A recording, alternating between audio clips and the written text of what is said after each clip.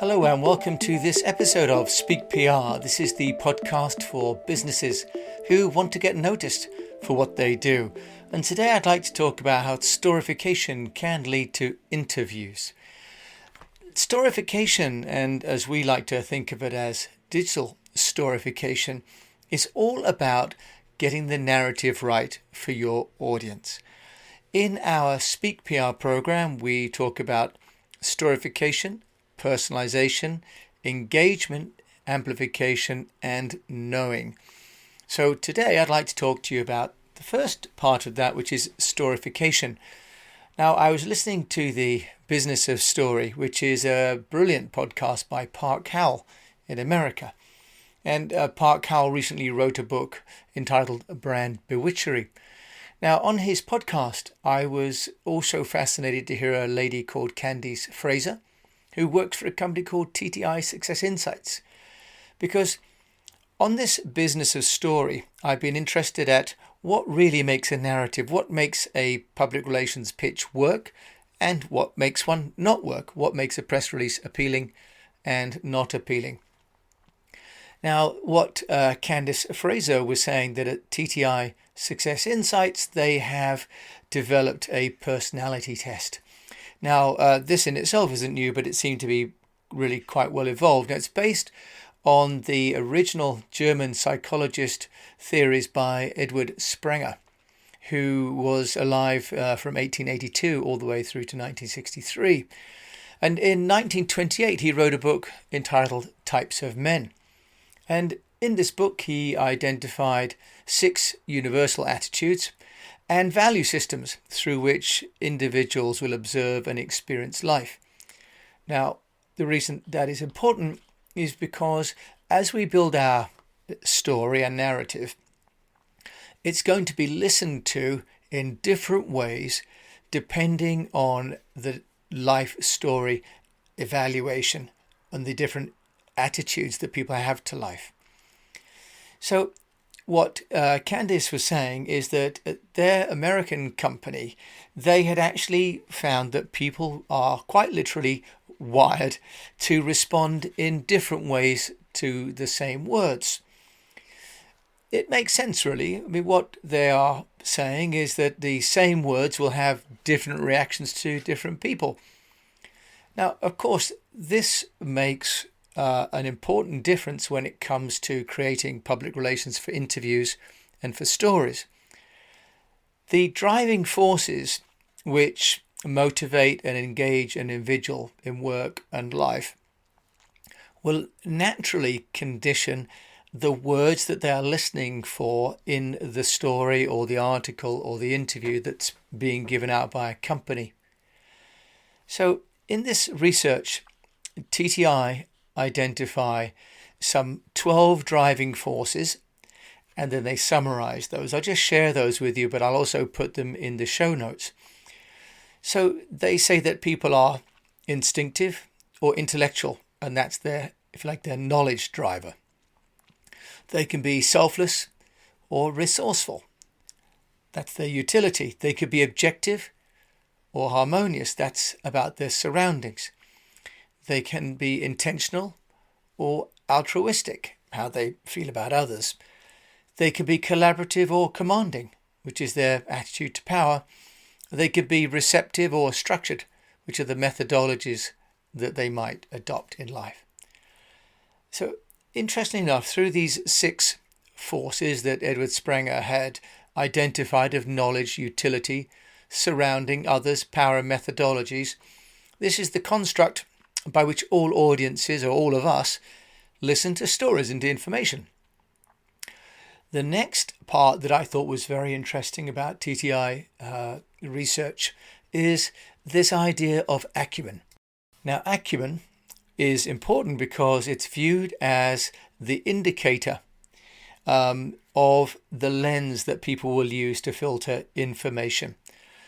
It will then determine how they process the events or the stories or the articles that they read from a certain standpoint. And therefore, it will affect the way that we give our story, but also the language, the words that we're going to be using. They identify three dimensions of thought. People are intrinsic, they're extrinsic, and they're systemic. So this is their feeling is intrinsic, their doing is extrinsic, and their thinking is systemic.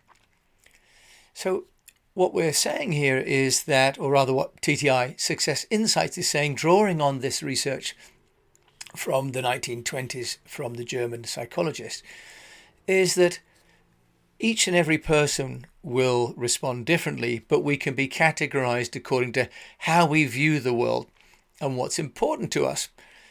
And so what this lady was saying in her talk, Candice Fraser, was that the language that we use changes. So if we're talking to people that are essentially worried about their feelings, we might use more emotional words. If we're talking to people who are very practical, maybe engineers, we'd be maybe using more extrinsic or doing words.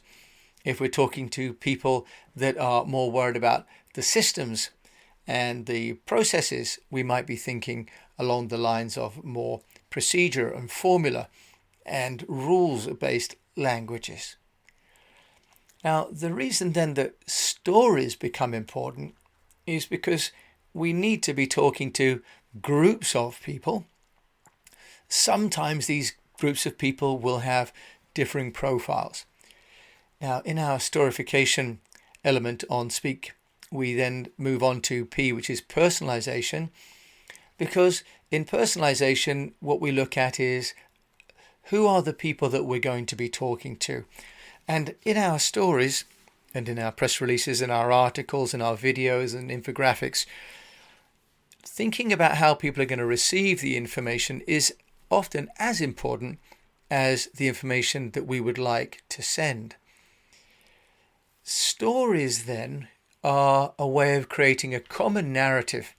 And in a way, I like to think of stories as a way of individuals taking the language and translating it into their own language.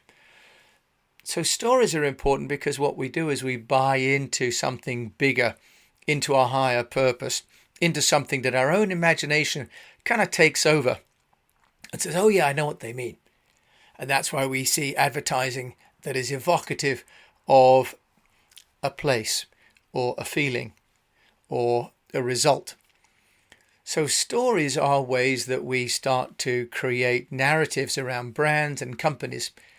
And why also when we're looking at the location for our stories, they need to be in different channels.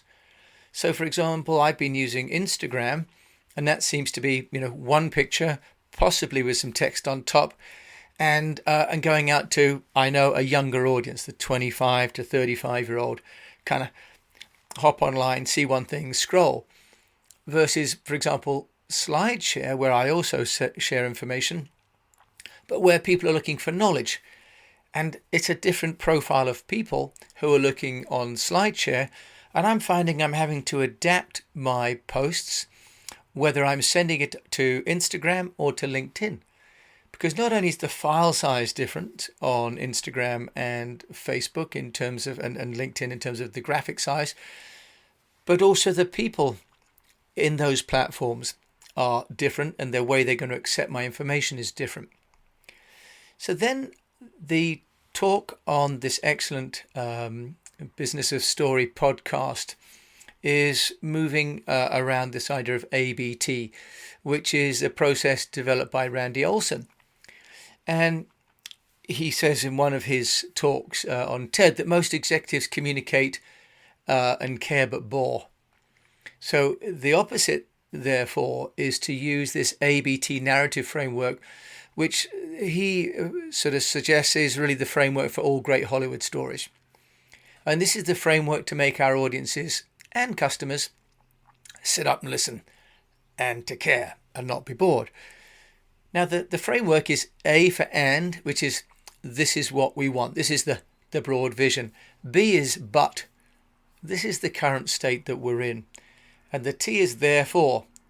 This is what or why I want you to follow me in my vision to do this. I'd like to give you a couple of ideas then of this ABT narrative. So one, for example, he had was that wildfires are amongst the most devastating hazards in California, as well as to the rest of the world. That's that's the teeing up the big issue that we all go, yeah, I get that. I've seen that on TV. I've got friends who have suffered from it. I understand wildfires are a big problem. But there's a need for a cyber infrastructure platform that can integrate all the security and testing and data models.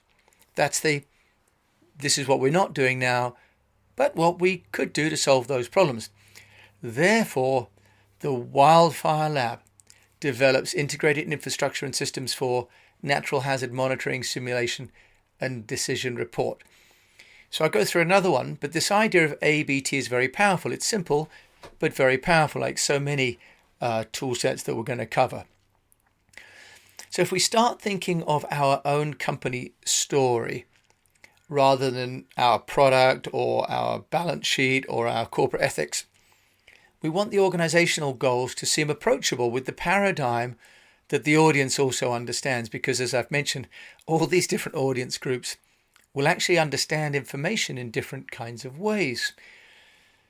So what we're looking to do is to create a focused story that the audience can take on board, get into the state of mind that we're in, and then get them to want to buy into doing that with us. Some people now are writing about having emotion, logic, and fear. The emotion is, this is what I want you to believe. Wouldn't it be great if? Imagine if. Won't you love it when? And the logic is, because these things, 1, 2, and 3, these facts mean that you can or cannot. And the fear is, if we don't change this, if we don't do that, if you don't do this with me, this will happen. So this is one of the kind of direct marketing sort of now movements that I've been listening to and talking to other people about. But coming back to Randy Olson and the ABT, here's another one, this idea that there's I hear you, I'm with you, we're all in this together. This is our big and. But I'm over here. This is the problem that I can see that we're facing. And over there, therefore, if we move together over there, we'll solve that problem collectively. So here's another example from the Randy Olson TED Talk. Online citizen science has been around for most of the 21st century, and it's benefited thousands of researchers. But setting up an online citizen science project is expensive and time-consuming. Therefore, the Zooniverse has built a free and open platform that enables anyone to build a project quickly.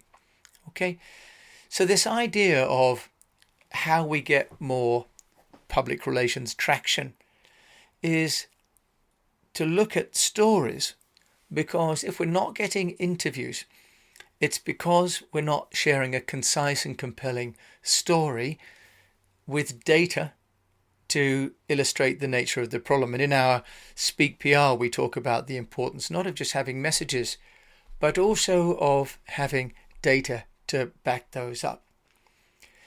So a story is, in essence, the basis of the media pitch.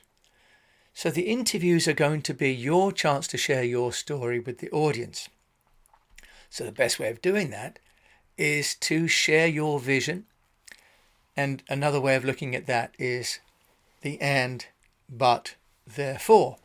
Another one, just to give you another third idea, was the study of ice sheet melting is a multidisciplinary game. And we know that multidisciplinary studies require a unified approach. But this isn't happening for ice sheet melting because of the loose coordination of disparate bodies. Therefore, we're creating a gateway that unifies all researchers in one place. So the challenge in public relations and in storification is to define the narrative, the one thing that's going to be the hook. So there was the book, The One Thing, The Surprisingly Simple Truth Behind Extraordinary Results, written by Gary Keller and Jay Papasan. It comes back to the old Pareto principle that 20% of the effort will derive 80% of the results. So I started off talking about how we have different personality types, and they're going to receive information and be stimulated by information differently. So part of Storification is about making the narrative broad enough to be meaningful, but narrow enough to get to that group of people who together will find your and, but, therefore compelling enough to make change. We need to then find the media that address, or the medium, the channel that addresses that particular audience, so that when you're defining your one thing, the one problem that you'd like to solve with the business, the planet, the community, that the people listening to that are receptive to it.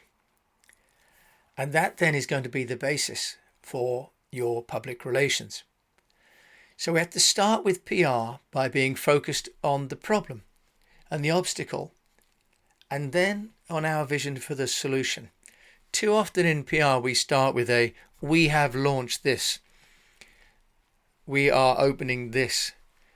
We too often start with ourselves and not with the audience of who, and we often talk in our own language rather than think about which language is going to be best received by those people. And as the Springer research showed, there are 6 different views of the world, narrowly categorized perhaps. But if we can start to think about the kind of people that we're talking to and where they're at and how they interpret information, it can change the language that we use in our pitches, in our interviews, in our articles, and our press releases. And by doing this, we should get more public relations coverage, and we should get, ultimately, more interest in our business and in our products. So thank you for listening to this episode of Speak PR. My name is Jim James. If you've enjoyed this, then please rate it or subscribe and listen to other podcasts. We also on our website have articles like this and a weekly newsletter called Cognition at eastwestpr.com. In the meantime, I wish you the best of health. I wish you a profitable business, and that you keep telling great stories.